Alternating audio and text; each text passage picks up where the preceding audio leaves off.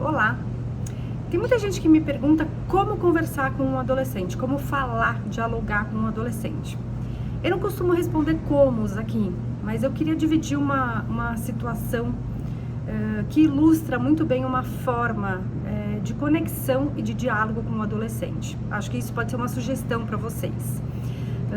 Essa semana eu conduzi uma roda de conversa com alguns adolescentes sobre um tema que é muito delicado para eles, que é a autoimagem, como é que eles se veem, né? Como é que eles se enxergam na frente do espelho e como é que eles lidam com isso dentro do grupo, né? Nas relações sociais deles. Então a gente conversou sobre corpo, estética, padrões, rosto, beleza. E como é que aconteceu essa conversa? A gente não se conhecia, eles não me conheciam, obviamente, eu também não os conhecia. Eles não se conheciam entre eles, o que deixa o ambiente mais silencioso, porque eles não têm intimidade. E o tema também é um tema que provoca ou que presume que você revele uma intimidade sua, uma intimidade interior.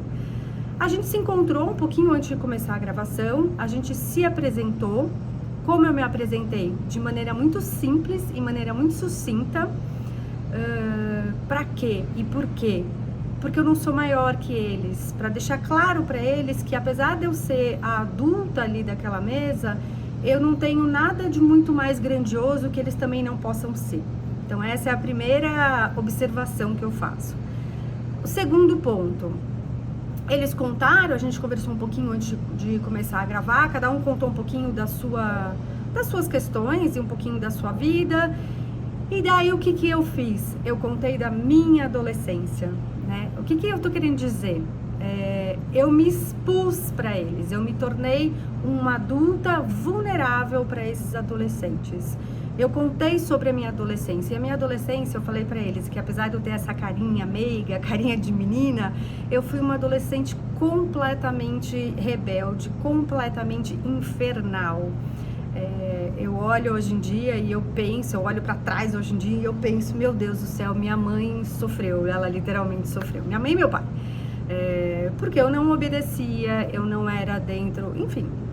Mas o que eu quero dizer aqui? Qual é a segunda sugestão aqui que eu dou para vocês?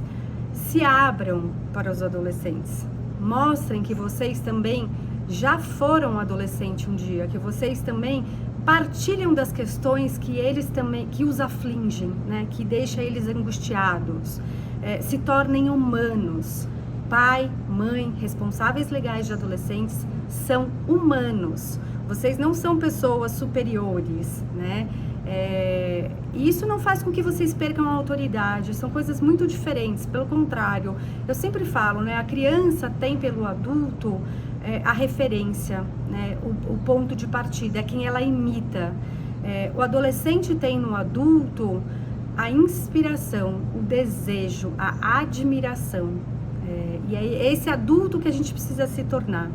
Então, o que eu fiz? Depois que eles contaram um pouquinho da vida deles, eu contei um pouquinho da minha adolescência, contei um pouquinho dos meus perrengues, das minhas angústias, das minhas dores, das minhas dificuldades, das coisas que eu aprontei, das coisas que eu fiz errado. E o que isso aconteceu? O que isso provocou ali naquela roda? Provocou, primeiro, que eles não tivessem medo de conversar comigo, porque eles me enxergaram e me entenderam como uma adulta que também teve questões muito parecidas com a deles, independente de onde a gente veio, independente da classe social, independente de opção, de gênero, enfim. Em algum momento, em alguns lugares, as nossas histórias se atravessam. E quando o adolescente percebe isso, ele baixa a bola e ele se abre, ele ganha segurança para se abrir. Então eu queria dividir um pouco dessa situação com vocês. Uma outra coisa que eu lembrei que também foi muito importante, a gente terminou falando sobre o uso das redes sociais, sobre os filtros, né? Como eles usam os filtros, porque eles não querem mostrar a pele com acne, porque eles não gostam do cabelo, enfim, uma série de questões. E eu contei pra eles que quando eu era adolescente, a gente não tinha o recurso dos filtros, até porque a gente não tinha as redes sociais, mas a gente se expunha também, né? Quando a gente ia sair, quando a gente ia pra uma festa, quando a gente ia pra uma balada, a gente queria ser aceito, né? A gente queria ser, que os outros olhassem pra gente, achassem a gente bonito, enfim, uma série de coisas. E quando eu não me sentia bem, eu não saía. Quando eu tava me achando feia, quando eu tava me achando gorda, eu ficava em casa chorando e eu não saía. Eu não saía. Eu lembro, o meu primo fala muito também, ele falava assim, Cá, você chorava, você sentava no sofá, chorava e não saía com a gente. E é isso. Então, assim, a gente não tinha o recurso dos filtros, mas a gente tinha outros recursos. Então, é importante também a gente voltar para esse lugar da adolescência para poder reconhecer essas dores nos adolescentes, não menosprezar, não minimizar as dores do adolescente e não comparar. A gente não compara gerações, a gente não compara épocas, a gente usa como referência, mas sem fazer comparações. Então é isso, queria dividir essa experiência dessa semana um pouquinho com vocês, para dizer que é possível sim conversar e dialogar com os adolescentes, a gente só precisa se colocar disposto a isso. É isso. A gente fala logo mais em outros vídeos, em outras questões sobre o adolescente ao longo da semana. Até mais!